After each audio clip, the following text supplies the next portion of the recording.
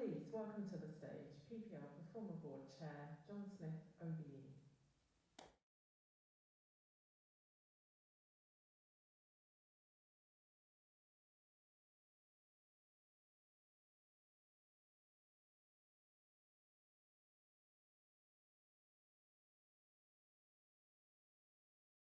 Good afternoon, everybody, and welcome to the PPL APM for 2021. Before we begin the proceedings, there are the housekeeping matters I must inform you of. Please can I ask that all mobile phones are switched to silent. For those of you that want to use social media, use the hashtag PPLAPM. For your information, we're recording today's events for our records. Finally, there's no fire drill planned for today, so if you hear the alarm, it's not a drill. Please move towards the exit at the back where King's Place staff will be on hand to assist with any unforeseen eventualities. As you know, we were last year forced to hold this meeting virtually and pre-record it because of the COVID-19 pandemic. So I'm delighted that we're able to host this year's event in person here at King's Place and to be joined by all of you.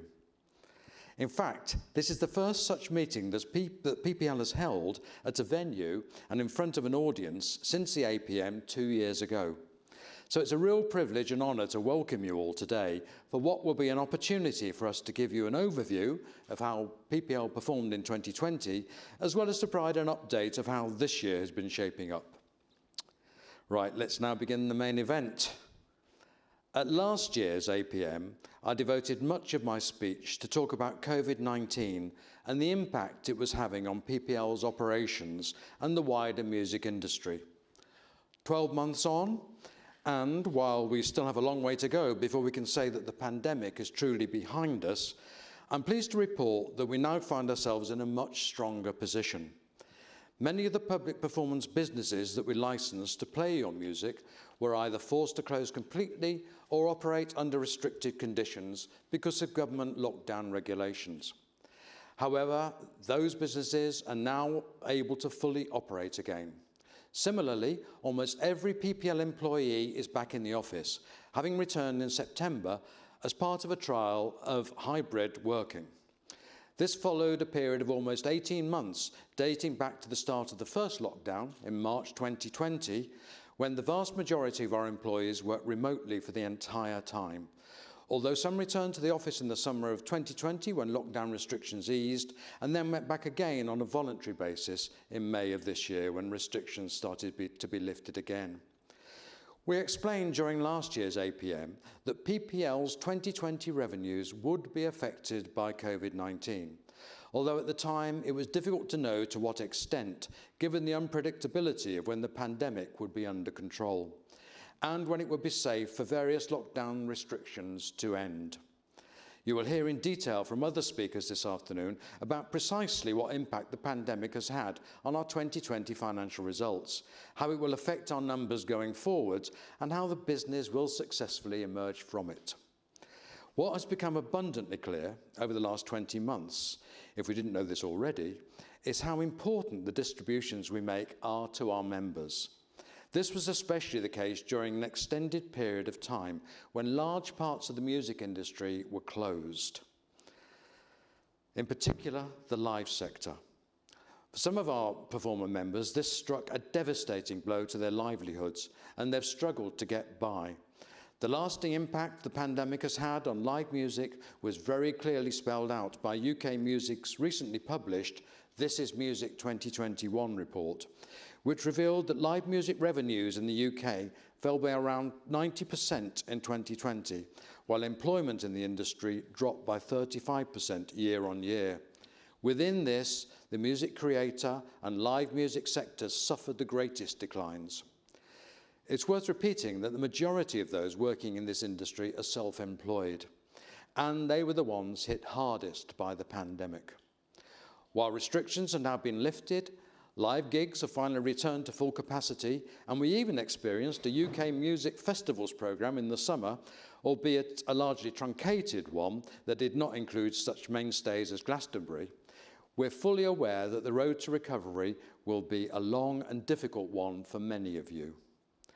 While the £750 million insurance scheme announced by the government in July this year was a welcome first move to help to ensure live gigs and festivals can go ahead, it came too late for many events and is still restrictive in its nature as it only covers cancellation as a result of a full lockdown. Even with the easing of COVID restrictions, the ongoing issue of Brexit still resonates, making it economically challenging, if not impossible, for many performers to play gigs in mainland Europe because of issues resulting from the EU-UK Trade and Cooperation Agreement signed at the end of 2020. For all the government's talk of supporting the music industry, we have not enjoyed the same level of financial help to manage Brexit as other sectors have experienced, such as the fishing industry. Alongside our industry colleagues, PPL has supported the call for more action to address the adverse impact Brexit is having on UK artists and musicians performing live in the European Economic Area, including the issues of securing work permits and transporting instruments.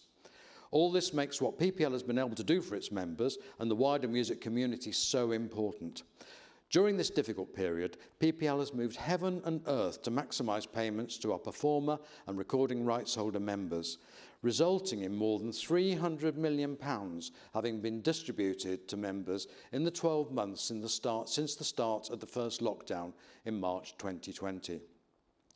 These payments have been coupled with the generous and continuous support that PPL has provided through a number of donations to the various industry hardship funds launched in the wake of COVID-19, many of which were set up to support performers.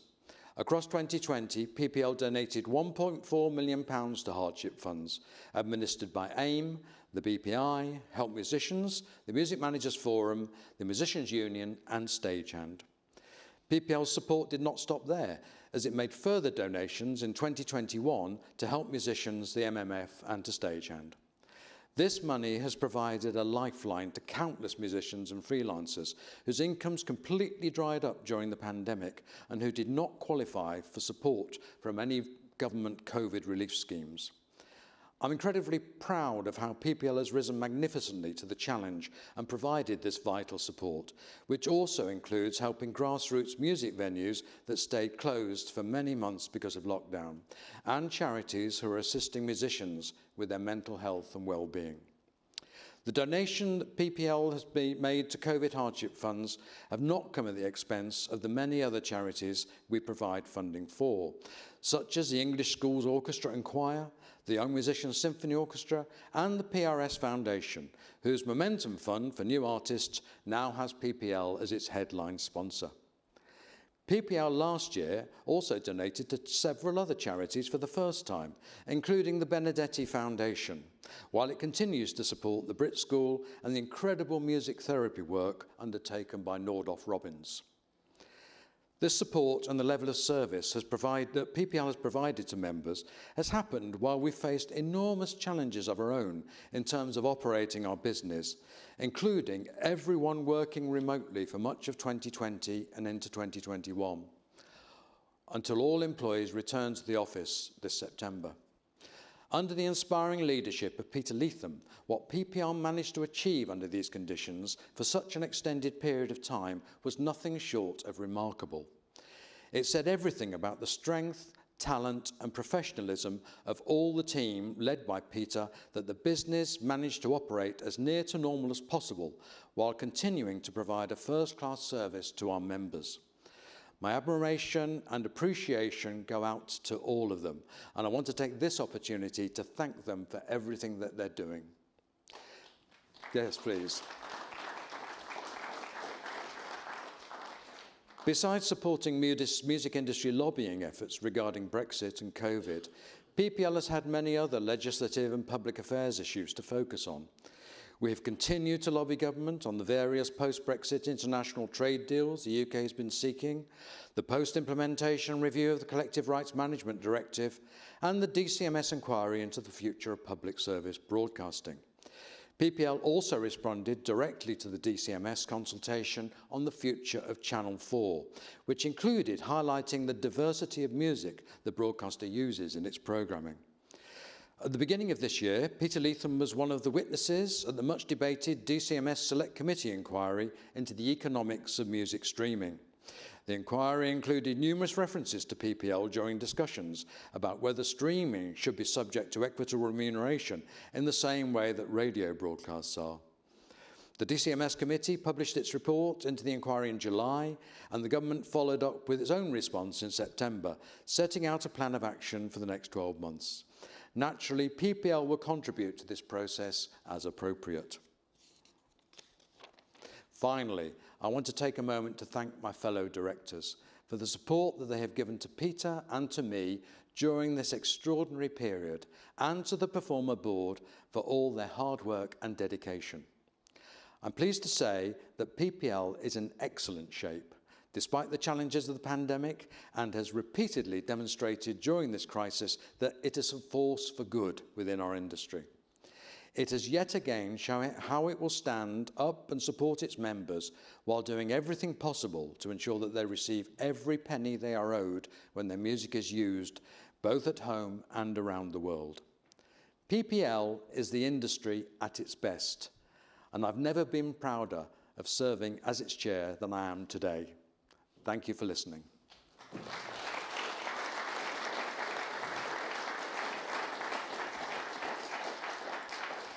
I'd now like to hand over to PPL's Director of Membership and Communications, Sarah Mitchell.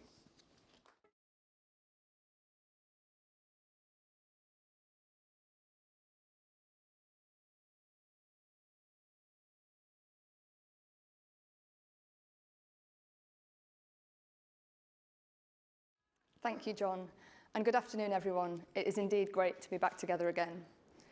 We recognise that the past 18 months have been incredibly difficult for many of our performer members, with the closure of music venues impacting so significantly on the income of so many. It is for this reason that our primary focus in this time has been to support our membership in every way possible. In 2020, we paid out to more members than in any previous year. Around 122,000 performers and 12,000 individual recording rights holders received at least one payment from us during the year. While in our Q4 payment, more than 100,000 of our members were paid in a single distribution for the first time. We also made an extra distribution payment for members in April last year to bridge the gap between our regular March and June distributions, recognising that this was a particularly difficult moment for so many as the first lockdown began. Besides our distribution payments and the donations that PPL made to a number of industry hardship funds, we have also looked to support our members in numerous other ways, including dealing with individual member queries, holding numerous events, and through our communications and social media. All of these have provided their own challenges for PPL, given our staff were working remotely almost the entire time since last March, and as John highlighted, only returned to the office in September this year for the first time since the start of the pandemic. Despite these challenges, there was no let-up in the high standards that we set for ourselves. Across 2020, the Member Services Operations team responded to more than 40,000 member queries over the phone, by email, or through our portal, MyPPL, an amount that has been equalled this year. Additionally, we added 1.8 million individual contributions to performer lineups and have added another 2 million so far in 2021. While on average, over the last 3 years, we have added 43,000 new recordings each week to the PPL Repertoire database. Our membership also continued to grow rapidly, which included 5,700 performers newly registering with PPL in 2020, and so far in 2021, an additional 4,600. New registrations during the year were 25% higher than in 2019, taking PPL's total membership to almost 125,000. This trend of increased registrations has continued through 2021, as we have seen many recognise neighbouring rights revenue as a consistent source of income. An increasing number of performers and recording rights holders are mandating PPL to carry out their international collections.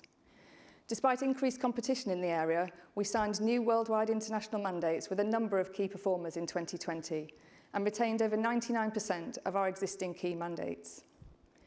The tens of thousands of our members who have entrusted their international mandates with us benefit from the 105 agreements PPL has in place with overseas collective management organisations.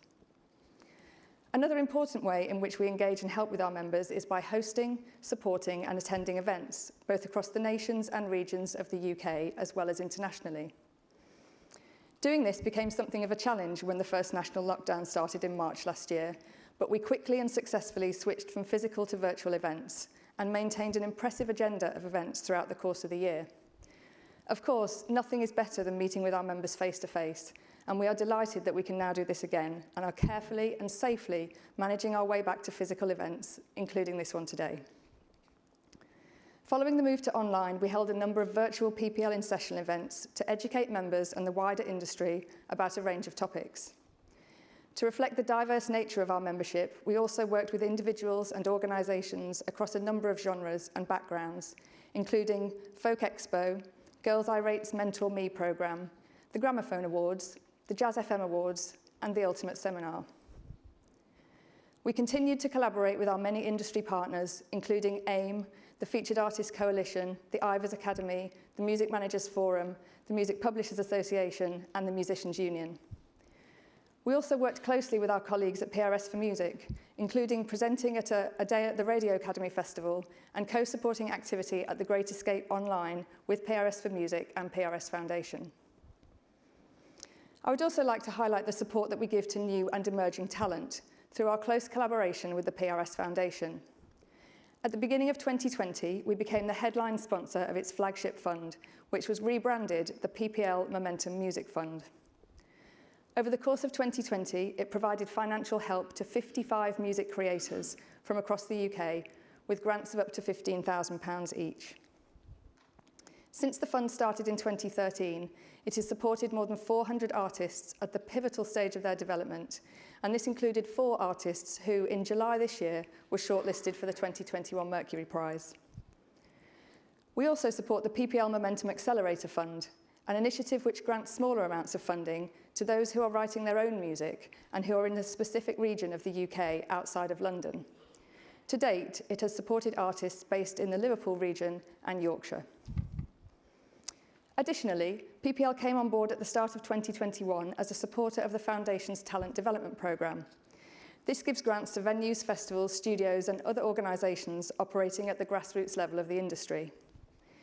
In April this year, it was announced that 55 organisations around the UK would receive support from the scheme during 2021 and 22, having been selected because of the quality and range of opportunities they offer music creators.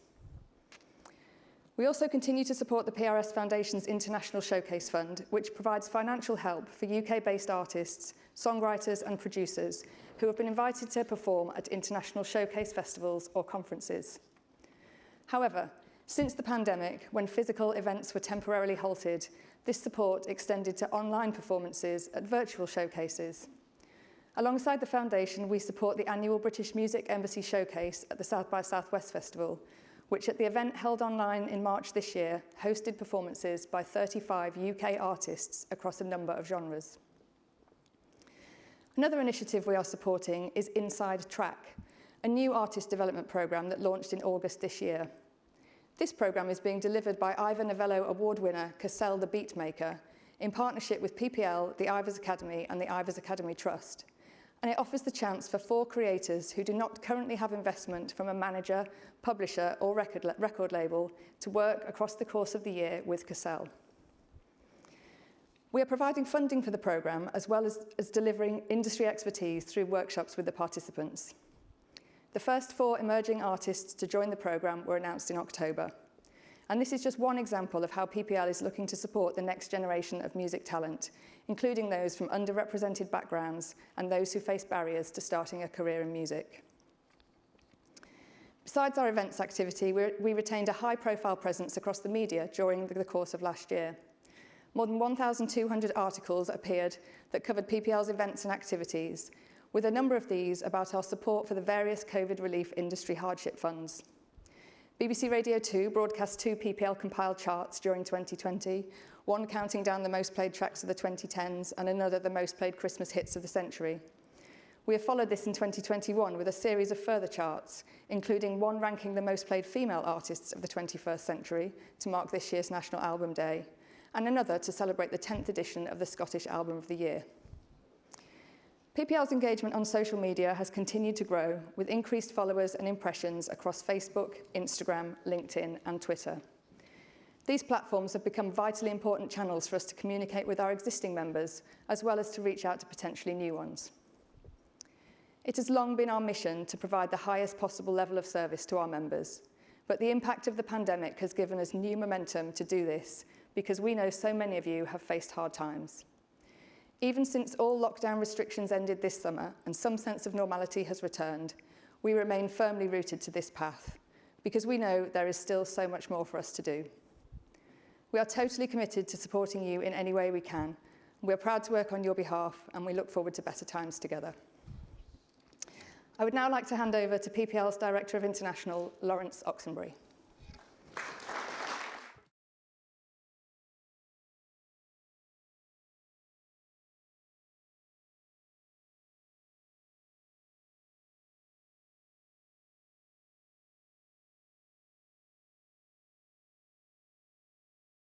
Thank you, Sarah, and good afternoon, everyone. As you've already heard today, the COVID-19 pandemic significantly impacted PPL's overall 2020 revenues. However, I'm pleased to report that our international collections remain stable, reaching £85.9 million, down just 0.9% on the record £86.7 million we collected in 2019. In total, revenue was collected from 65 different collective management organisations and included significant payments from GVL in Germany, Sound Exchange in the US, and Spedidam in France. Of the 85.9 million collected, around 75.9 million was for performers, with the remainder being for independent record companies. This strong performance and the speed at which we distributed receipts helped buffer individual PPL members from declines among PPL's other revenue sources, notably public performance. More than 56,000 performers were allocated international revenue during the year. The pandemic will negatively impact PPL's 2021 revenues, so we can expect to see our international collections fall over the next year. However, the collection situation globally is mixed. The level of decline varies from country to country, depending on what restrictions have been in place, for how long, and when they were or will be lifted. In Germany, for example, GVL's overall collection levels have not been adversely impacted because of an increase in private copying monies. Germany continues to be the largest revenue source for PPL members internationally.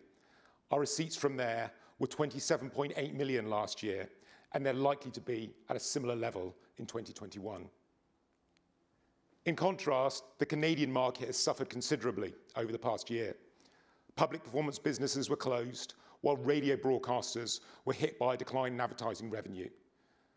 Broadcasters in Canada are exempt from paying broadcast licenses if their revenues are below a certain level, and this has taken entire radio stations out of the payable market during the pandemic.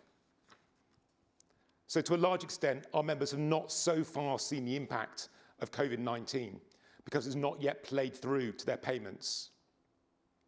Also, the lockdown was more severe for several European territories at the beginning of 2021 than it was last year. So while at this stage we cannot say exactly what the impact of the pandemic will be on our total 2021 international collections, in general, the market is down 20% from 2019 levels, so everyone can expect to see a decline in payments. We cannot predict the overall trajectory of the pandemic or recovery in economic activity, but we're not expecting a return to pre-pandemic global collection levels until 2024 or 2025, as the global public performance business in particular recovers. In the EU, alongside the pandemic, 2 rulings from the Court of Justice of the European Union are likely to impact payments to PPL performer members. The first of these EU cases ruled that US Repertoire should qualify for payments throughout the EU. This is good news for many PPL performer members who are from the US or perform on US sound recordings.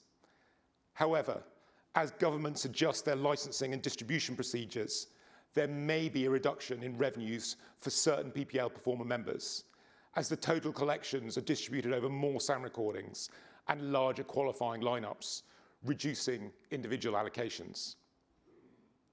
The second EU ruling adjudged that when sound recordings are licensed for incorporation into audiovisual works, such as TV and film productions, they are no longer licensable as sound recordings for their subsequent transmission.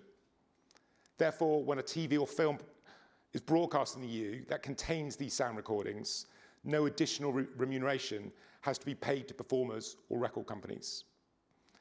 This ruling could reduce the amount of money PPL performers receive from EU CMOs in respect of TV licensing income. Changes such as these take time to work through the system, and they require updates to domestic legislation, existing practices.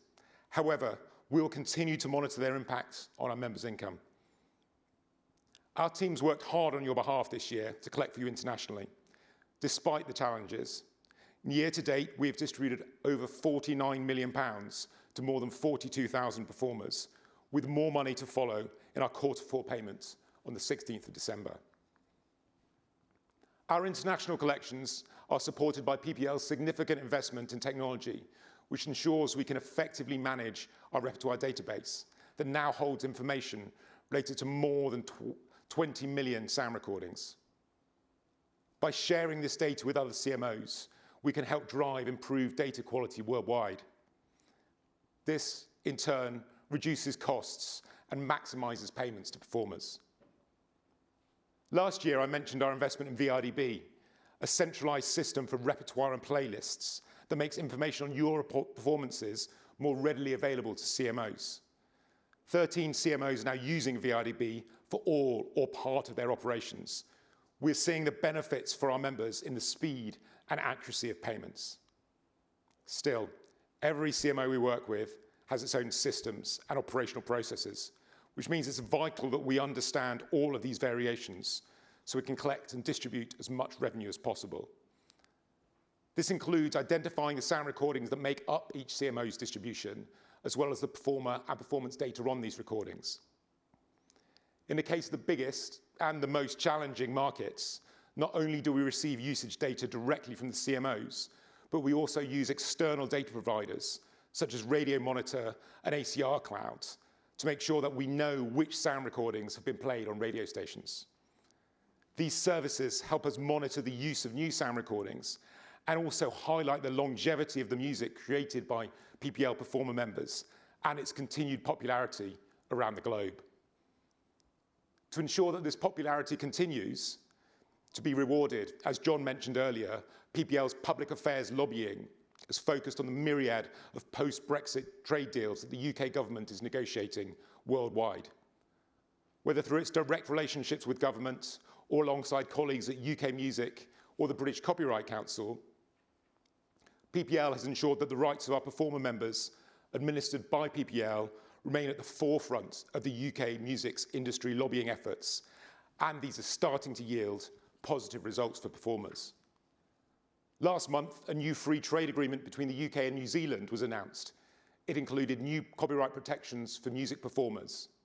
We hope that these will enable UK performers to share in broadcast and public performance collections in New Zealand, which has not happened historically. The New Zealand government has also committed to extending copyright term by 20 years for authors, performers, and producers.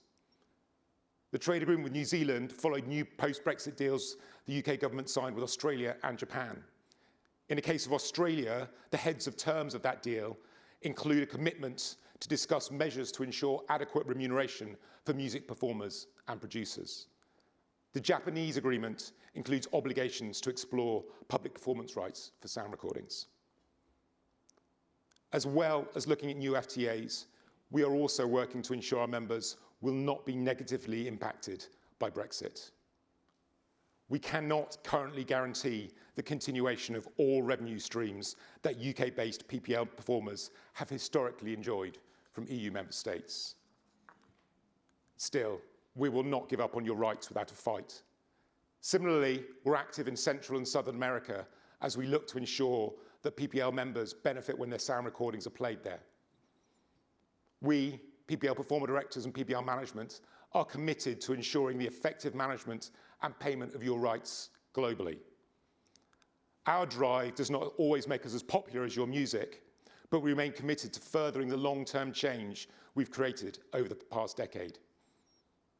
Before I go, I'd like to take the opportunity to thank PPL's international team for all their hard work, and my international colleagues at other CMOs for their support.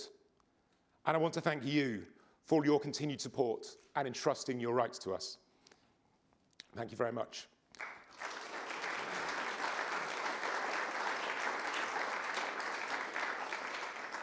I'd now like to welcome PPL's Chief People Officer, Kate Riley, to the stage.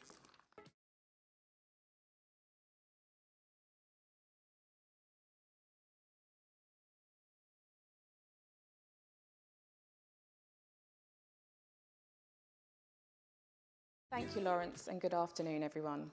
When I addressed the APM last year, I spoke about PPL's approach to equity, diversity and inclusion, or EDI for short, and what steps we are taking both within the company and across the music industry to create a more positive and fairer environment for all. This is such an important area of focus for PPL, and one for which we have introduced a number of policies and initiatives over the past year, and I'd like to take this opportunity today to provide you with a further update about what we are doing to proactively drive change.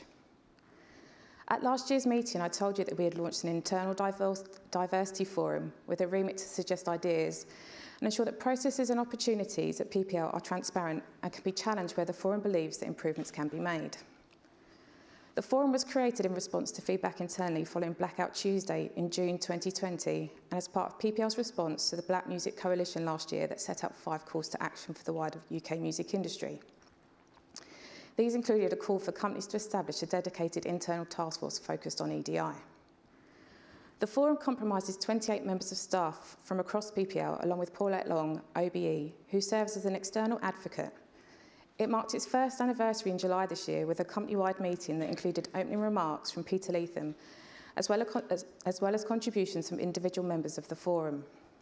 The forum achieved much in its first 12 months, including undertaking work to create a diversity hub to share EDI resources and overseeing the launch of an EDI recruitment management standard.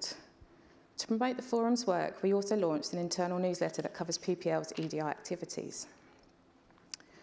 To further support our EDI efforts, in June this year we appointed Tomi Oyuumi as the company's first Equity, Diversity and Inclusion Partner. Tomi is now leading on the day-to-day actions required to ensure that PPL fulfills its pledges to deliver the Black Music Coalition's 5 calls to action and the UK Music Diversity Task Force 10-point plan. More generally, she is working to ensure that we meet all our pledges to our employees and the wider industry in this area. As an example of her work, Tomi coordinates PPL's programme of events marking Black History Month in October this year, which included launching a training session with an award-winning culture change business called Utopia, that helps companies to create inclusive, healthy and entrepreneurial workplaces.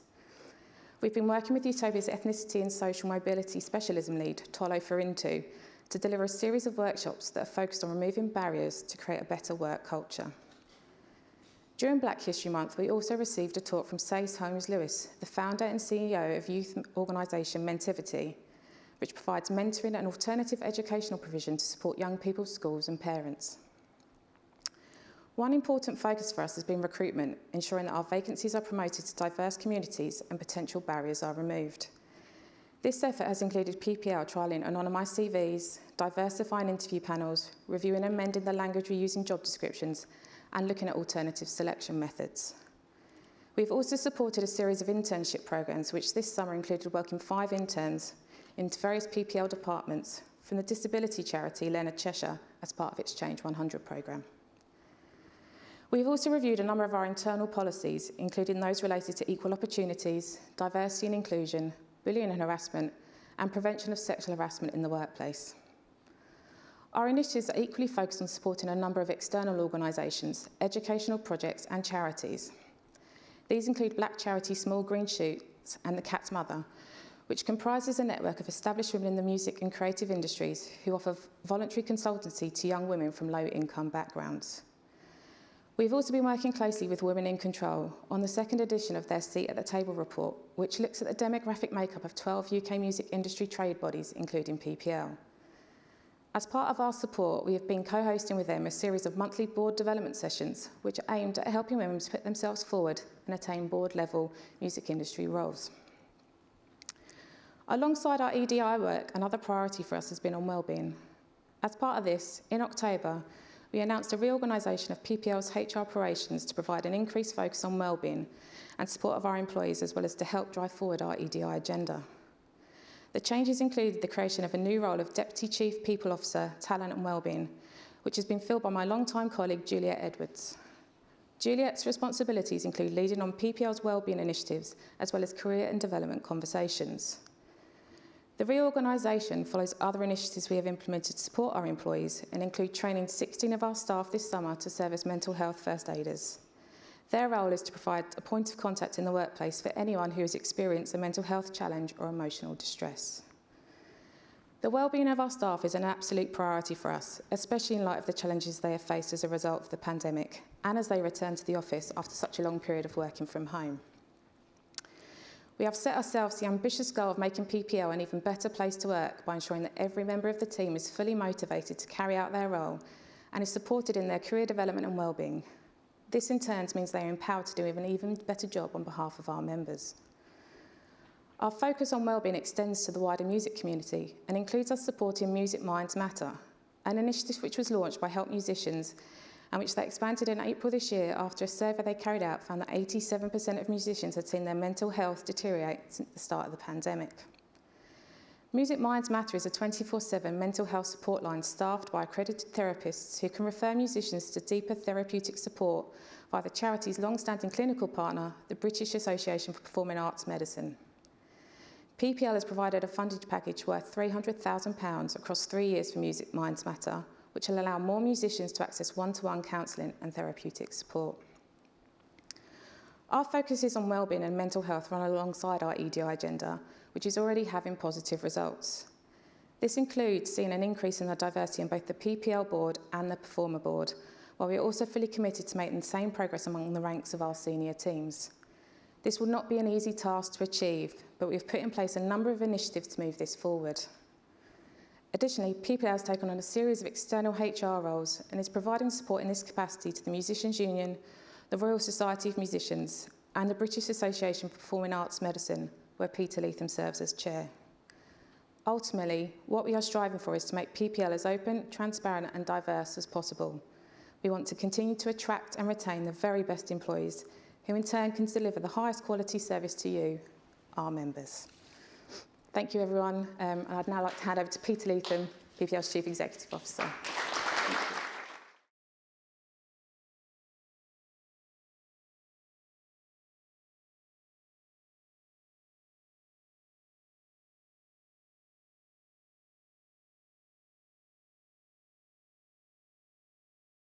Thank you, Kate, and good afternoon, everybody.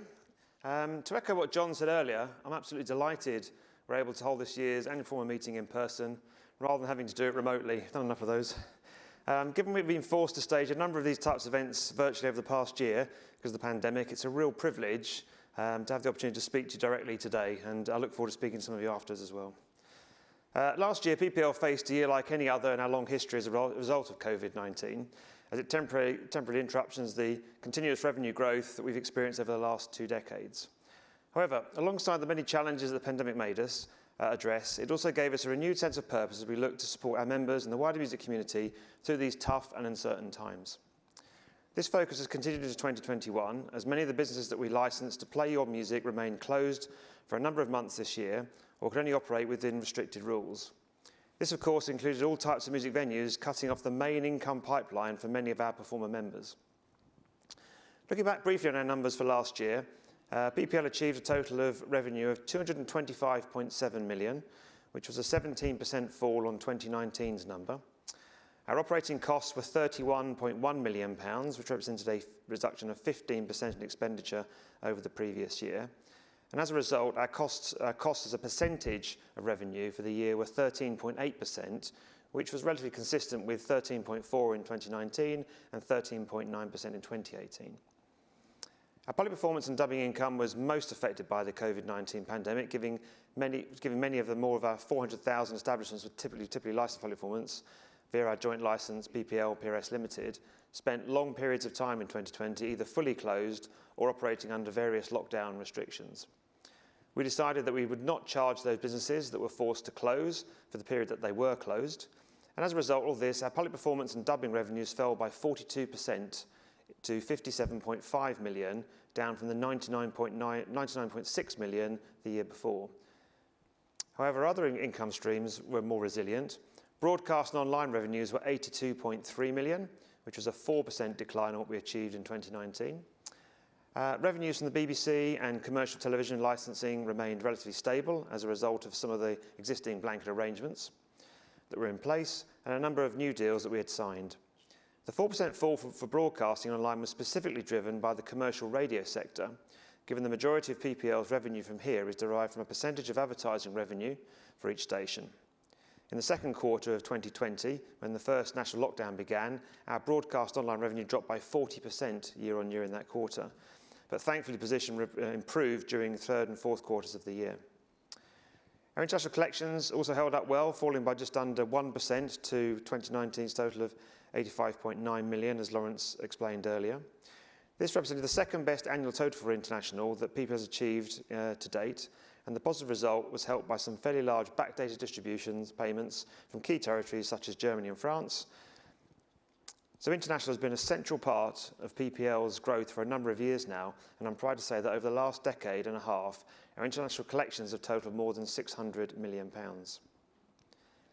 Looking ahead, as Lawrence said, we expect our international collections will decline for a couple of years, coming because of the impact of the pandemic and as it works its way through. But however, as you've heard from Lawrence as well, the situation will vary from territory to territory, depending on what restrictions have been in place and for how long. Given that all lockdown restrictions were lifted in England on the 19th of July this year, and restrictions eased in the other nations of the UK around the same time, I'm cautiously optimistic about PPL's UK collections for 2021. We predict that our revenues will recover this year to beat our numbers for 2020, but they'll not yet exceed the pre-COVID levels that we achieved. Despite the many challenges that we've faced during the pandemic, what I'm most proud of is how much PPL still managed to achieve last year, including in conjunction with our industry partners. One very important example is our work with RDX, the Repertoire Data Exchange, a centralised industry data exchange service launched by IFPI and WIN, and built and run on behalf of PPL. RDX became fully operational in 2020, providing a single point where recording rights holders and rights holder CMOs can submit and access recording data. It welcomed its first data sources last year with Universal Music, Sony Music and Beggars, all successfully adding their sound recording data to the service, while others, including Warner Music, followed suit this year. Although RDX is a collaboration with recording rights holders, it plays an extremely beneficial role for performers, as the exchange of information it allows between record companies and CMOs results in more accurate performer lineup data being captured. This leads to more accurate and efficient revenue distributions. RDX also applies a range of data quality checks to all recording registrations that pass through it, and will automatically notify record companies when there are potential issues, such as when performer lineup information has not been provided or where key details are missing. This enables the record companies to identify where improvements can be made to performer lineup data and bring it up to the start of the process. And when improved data is delivered to RDX, it will automatically be shared with every CMO. PPL is also a board member of DDEX, the Digital Data Exchange, a standard-setting organisation focused on the creation of digital value chain standards to make the exchange of data and information across the music industry more efficient. And we sit on the board of SCAPRA, the organisation which represents international performance CMOs. Through our membership of SCAPRA, we are playing a leading role in the development of the organisation's virtual recording database, which aims to improve how recording and performer data is exchanged between CMOs. This in turn will support the accuracy and efficiency of international payments made to performers. We've made progress as part of our close collaboration with PRS for Music to improve the linking of sound recording and musical works data between the PPL and PRS databases, as this will result in more authoritative and robust data and ultimately more accurate payments to rights holders, performers and songwriters. Our focus on data has continued this year with several further initiatives. These include a new collaboration with music preservation and archiving company Viva Sound for a file and data sharing platform it has launched called Viva Collect. The platform is aimed at music creators and allows them to accurately log metadata about everyone who has contributed to a recording. PPL is its first accreditation partner. Viva Collect is used at every stage of production, from songwriting to mastering, and helps to keep credits accurate and files safe. This follows similar arrangements we've entered into already with Session, Sound Credit and Creative Passport. Additionally, we recently announced our support for Credits Due, a new initiative established by the Ivors Academy and the Music Rights Awareness Foundation that aims to ensure that complete and accurate song metadata is attached to all recordings at the point of creation.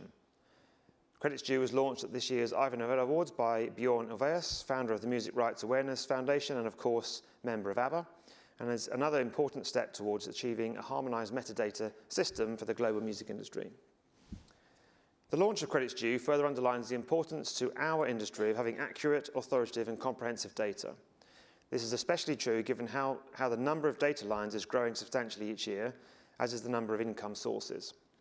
The initiatives we are involved in, including RDX, DDEX and the Virtual Recording Database, are all playing a role in increasing the quality and accuracy of data, helping to ensure that our performer members are paid properly and on time. Following on from Kate Riley's speech earlier, I'd like to once again highlight how important our focus on equity, diversity and inclusion is to me and my PPL colleagues. Bringing in the new role of Equity, Diversity and Inclusion Partner to support PPL and delivering our long-term strategy of addressing EDI issues both within the company and the wider music industry is just part of our strategy. The launch last year of our Internal Diversity Forum, with a remit to push forward ideas, deliver feedback and provide wider support to bring our positive change across PPL, is another good example of how we are structuring ourselves for progress. We're fully focused on achieving real progress in this area. Before I finish, I'd like to thank all my colleagues at PPL for everything they've achieved over this past year, especially given the challenges they have faced in the shadow of the pandemic, including having to work remotely from home for many months. Throughout this difficult period, they have never once wavered in their commitment to ensuring our performer and recording rights holder members receive the highest possible level of service and are paid everything that is due to them for the use of their recorded music. I'm very proud to lead this company and to have such a talented and dedicated group of people working for it. I'd also like to thank John Smith for his continued support, his amazing support as both chair of PPL and the Performer Board. Thank you, John. And finally, I'd like to say a big thank you to all our performer members. I know a number of you have seen your livelihood severely impacted by the pandemic and have been struggling to get by. We're aware of what you've been going through and we're here to support you as best we can. Rest assured that as we continue to emerge further from this incredibly difficult chapter in our history, we are ready to fully capitalise on the recovery and will be working hard on behalf of all of you to deliver a better and brighter future. Thank you for listening.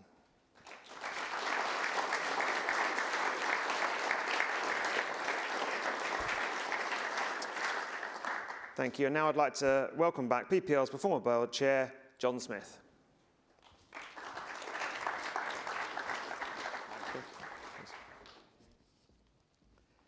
Thank you very much, Peter.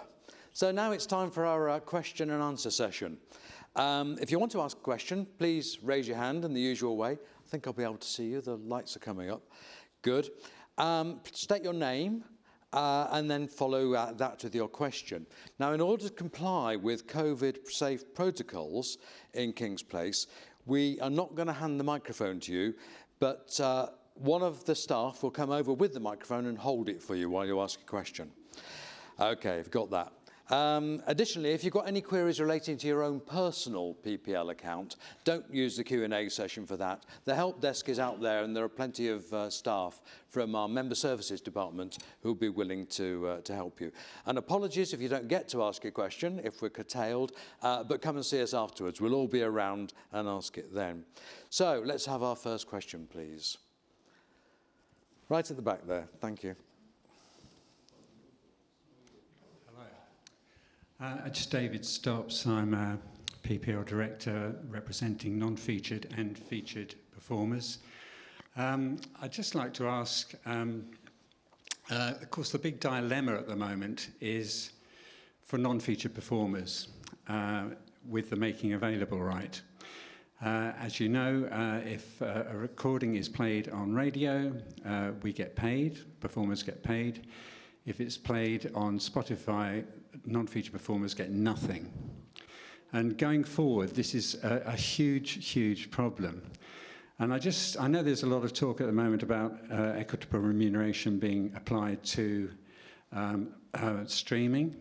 But I just wondered if that did happen, whether PPL could administer that We already know it happens in Spain and I think Austria. And we're very much hoping that it'll happen in the UK as well. Peter.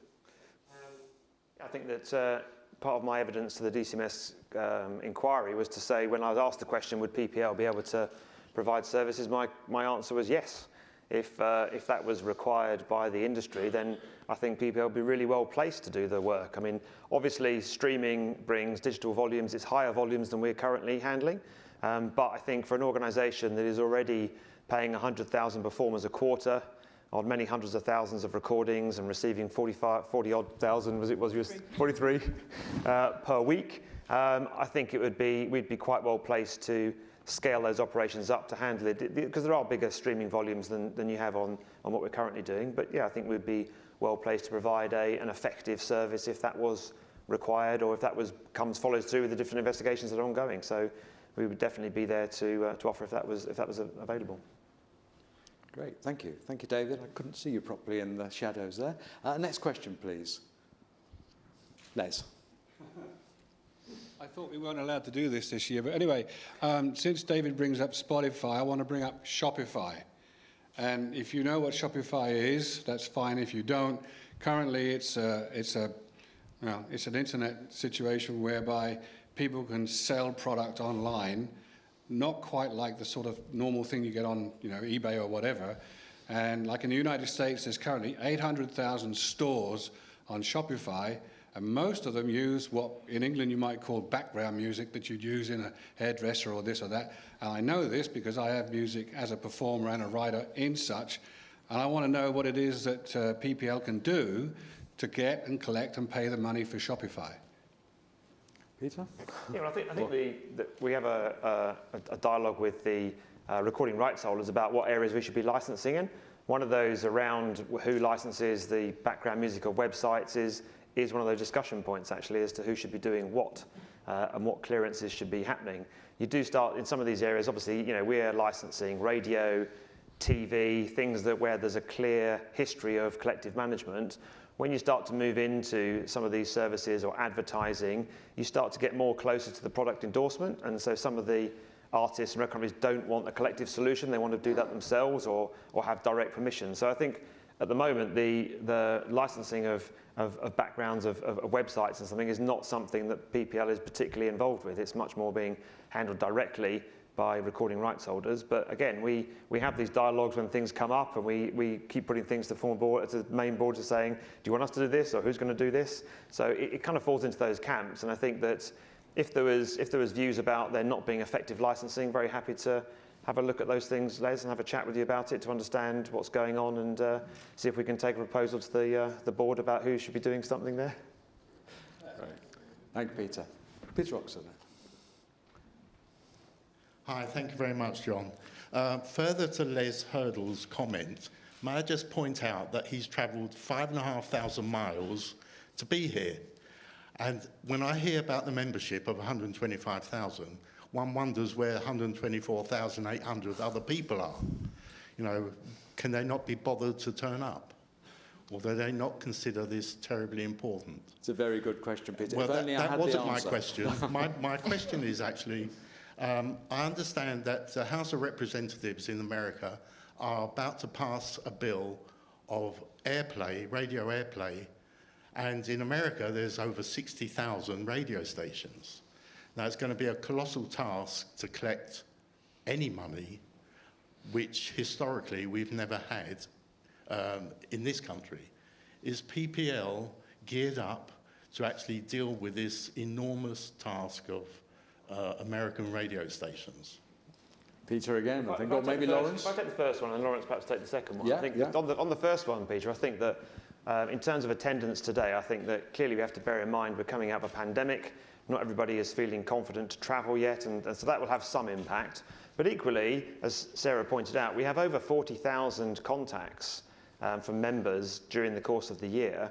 We are very accessible. We answer the vast majority of our phone calls within 30 seconds. If you want to ask us something, you can do that. We have, well over 100 sessions we have with meeting members. We're already a very accessible organisation, and we do lots of outreach. And it just means that on a day-to-day basis, we can be contacted in lots of different ways. We're providing answers, we're providing different things. And so I think the need to turn up today to a formal organisation is not necessarily there for all our members, but I don't know whether you have comments to all this, Sarah, but... I think you covered that quite well. And probably just to add that we obviously spend a lot of time thinking about how we can advertise the event today. It's widely across our social media channels, in newsletters, on the website. So, you know, we do kind of look every year at how we can make sure that the event is well advertised in order to get as many attendees as possible. And thank you, Les, for travelling so far. It's great to see you. Yeah. Yeah, thank you, Peter. You're completely right. The colossal broadcast industry in the US makes no contribution to performers or recording rights holders for the use of sound recordings, and that's been a historically, atrocious position that's been in existence since the 30s. There's ongoing lobbies to try and change that, and this is just the most recent one of those. Of course, we hope it's successful, but we'll have to see what happens there. Yet we are in constant dialogue with our US partners about that, and should a broadcast right come into existence in the US and be administered by whichever US organisation gets appointed to administer it, we'd be there to collect for our members. Right, thank you, Lawrence. Thank you, Peter. Got time for a couple more questions, I think, if we have any. Yes, sir? Yeah. Microphone's on its way. There we are. I'm sorry. Yes, my name is Dan Richardson. I'd like to know if PPL is aware of piracy, of people who take your music and put it up online and sell it, or if anyone here is aware of it, for I am. I think we are certainly. Peter, again, would you like to do this? I think that we provide financial support to the BPI's anti-piracy team. So we have an industry-led solution through the BPI anti-piracy, and they do a whole range of activities from car boot sale raids to the physical market, to doing online notice and takedowns, to website blocking. So yeah, very much aware of it. And actually, if you look at what's been achieved in the UK by having a real focus on the piracy, even though music is incredibly popular, we are, was it the 6th biggest economy in the world or 5th? We flip over with France and stuff. We're a very big economy, very popular music, but actually our piracy rates are we're sort of top 3 countries in the world for low levels of piracy. So I think that we are very aware of piracy being an issue, put quite a bit of money and funding into trying to deal with it. So again, obviously legitimate sales are taking place, streaming, etc., that then flows through the whole supply chain. So yeah, it's a constant problem, constant issue. It's not something that PPL takes care of itself. We will deal with, for example, bars or nightclubs or radio stations that are not paying us. We then go and seek redress if we need to the courts to make sure they're paying correctly. But in terms of the broader piracy of streaming and online and car boot sales, etc., that's done by the BPI and done very effectively, actually. Great, thank you for that. Yes, please, in the centre here. Got a mic?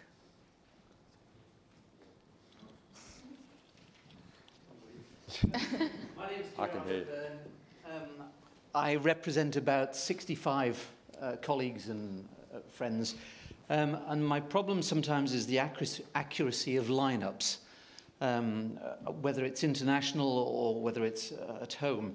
But my question is whether you actively recruit musicians from various genres, I mean film, classical, pop, whatever, to actually be a sort of an inside help in establishing an accurate lineup. Thank you, Peter. Or the Sarah? I can do.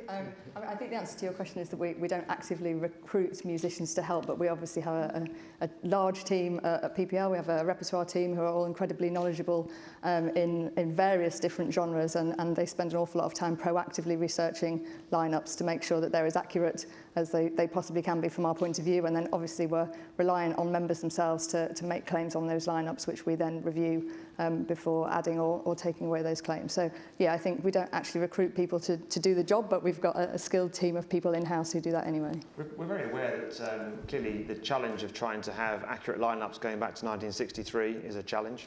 And so I think that that's where a lot of these initiatives we're trying to do are about, we've got a team, as Sarah says there, that's adding 1.8 million performers to recordings and trying to look at different things.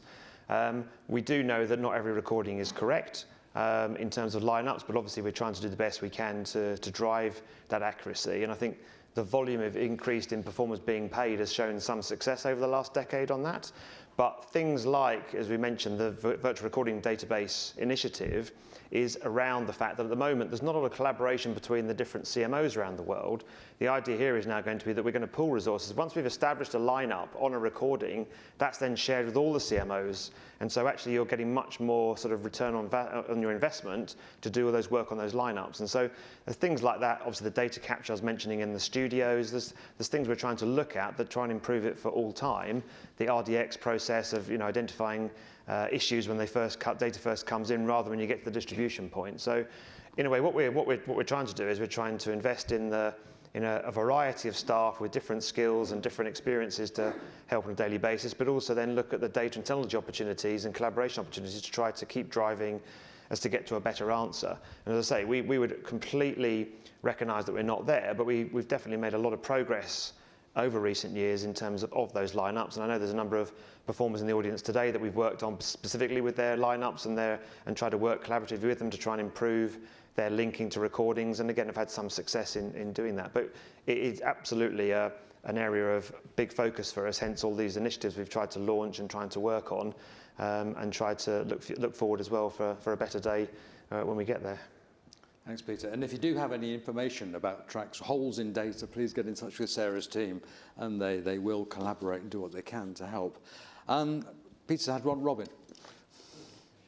Yeah, I would say that that last question is very important in regards to CTE, the copyright term extension, because these lineups are going to be useful for the next 50, 70 years, and it's very important that we try and get the best we can out of it. And myself, as a performer director, maybe still, I don't know, and one or two colleagues, I think some of the older people, if I may say, who've got good records, good diary records, VAT records, I think we've got something to offer to try and plug some of the gaps.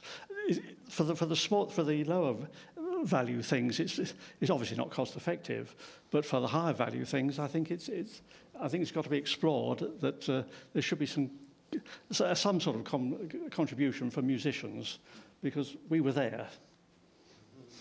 Can I just add to that? Certainly, Robin. Yeah. I'd like to just add to that I have been a professional musician for 54 years, mainly session work in the studio. My colleague here, Robin, has as well, and there's a few others of our generation who have offered our services to PPL to correct the wrongs of lineups, and we've found quite a few. And we did recently have a meeting to correct a lineup of a Bond film. I'll tell you, it was a Bond film, The Spy Who Loved Me, with the title song, I've forgotten the title song. Oh, no, Nobody Does It Better. Where there are a load of American musicians attached to the lineup. We got rid of them all because it was done in London in April 1977. Robin was there, I was there, I have it in my diary, and this is how we're going to proceed in the future with diary evidence for those people who kept records. And I say again, we've offered our services to PPL to correct a great wrong that's been done. Thank you, Peter, and thank you, Robin, and let's hope that dialogue continues. Any other questions? Quick look around. Les, go on. Well, I think to follow up with what Peter was saying, as an old studio guy as well, I was in rhythm sections, and I understand that PPL folk do know some of this, but quite often we would turn up on a record session, I should say here. But anyway, we'd turn up, all there would be a chord chart. That was it. No title, no nothing. We didn't know the artist. That was it. And that was it. We didn't know anything. Maybe weeks later, somebody would come around and say, oh, you're now on #1 or this or whatever. So we didn't have the ability that the fiddle players had, where by the time they got to put their stuff on, they might even know who the artist is or whatever. We didn't have that. And I'll be frank, right now, this is personal obviously, but I've had some stuff removed because the record label apparently says it's somebody else, when in fact I know it's me. So there's a huge problem here in terms of we didn't know. And, simple as that. So sorry.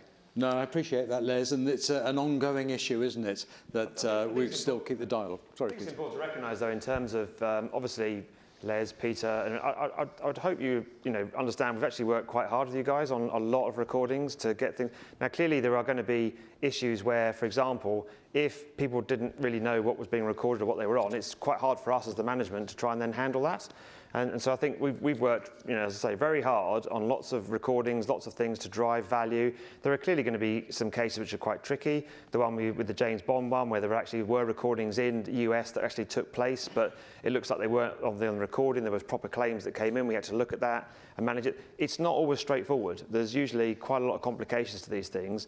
But we're not sitting here saying we're accurate with everything. We're not doing that. It's just that with so many recordings and with checkered data about the past and people not always knowing what they were on, it's hard. And I just think, we're always, I would hope you recognise, we've always been very willing and open to sit down, to meet with you, to work with you, to get our teams to look at stuff.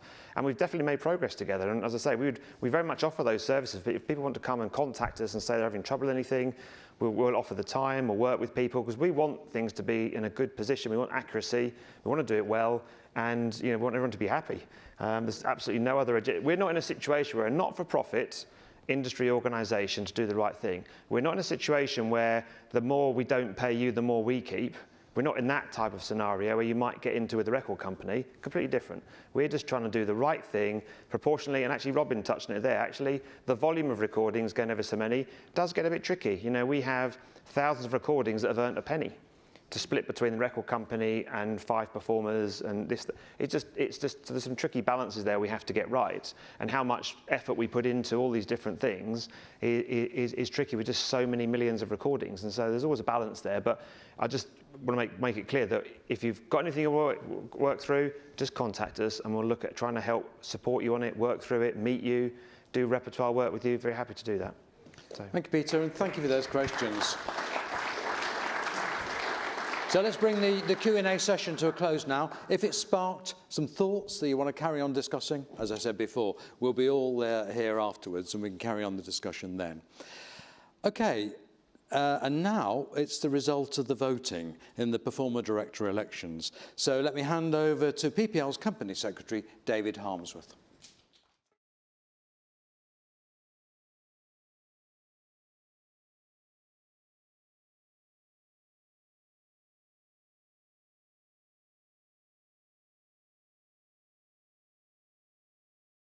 Thank you, John, and good afternoon, everyone. As set out in the APM paperwork, 2 of PPL's existing Performer Director positions have been up for re-election this year. Mindful that COVID-19 restrictions could potentially impact holding the APM as an in-person meeting, albeit thankfully they didn't in the end, all of the voting in the election has taken place online this year. Performers have been voting over the last month, and I'll confirm the results of the election in just a moment. But before doing so, I will just briefly recap the process that we followed. Under the constitutional rules in PPL's Articles of Association, the 2 longest-serving Performer Directors must step down at the APM in a process known as retirement by rotation, and to fill those 2 positions, an election must be held. The retiring candidates may stand for re-election, and performers may also nominate additional election candidates. This year, the 2 Performer Directors retiring by rotation are Robin Furman and Horace Trubridge, both of whom stood for re-election. Additional candidate nominations were invited from performers, and information about this was provided and publicised by PPL over the months running up to the APM. As Sarah mentioned earlier, we review each year the best ways and the best mixture of ways to communicate with performers about the APM, including that candidate nomination process. And this year that included promotion via our websites, member bulletins and social media, as well as the formal communications we sent about the APM to performers. And following that process this year, 1 additional candidate was nominated, Hannah Joseph, which means 3 candidates stood for the 2 available positions, Robin Furman, Hannah Joseph and Horace Trubridge. All 3 candidates provided election statements setting out the information which they felt demonstrated their suitability for office, and these were made available to all voters so that they could review this information before deciding how to vote. Every voting performer was able to cast 2 votes, 1 for each of their preferred candidates, and performers also had the option to abstain from casting either or both of their votes. As in previous years, the online voting process has been overseen on PPL's behalf by Civica Election Services. The votes have been counted and verified by Civica, and I can now announce the results. The results for each candidate in alphabetical order by surname are as follows. Robin Furman, 301 votes. Hannah Joseph, 354 votes. Horace Truebridge, 343 votes, and 5 abstentions. So the 2 candidates receiving the highest number of votes and therefore duly elected with effect from the end of this meeting are Hannah Joseph and Horace Truebridge.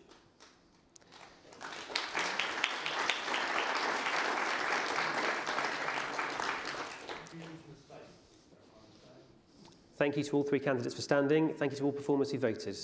And that concludes today's formal business, and I will hand back to John Smith to close the meeting. Great. Thank you, David, and a special thanks to Civica for overseeing the election process. And let me add my congratulations to Horace Truebridge, been re-elected as Performer Director, and to Hannah Joseph, been elected to the first time. And on behalf of the Performer Board and all the staff at PPL, I'd like to thank Robin Furman for his 3 years' service as a Performer Director and for everything he's done to support PPL. Thank you, Robin.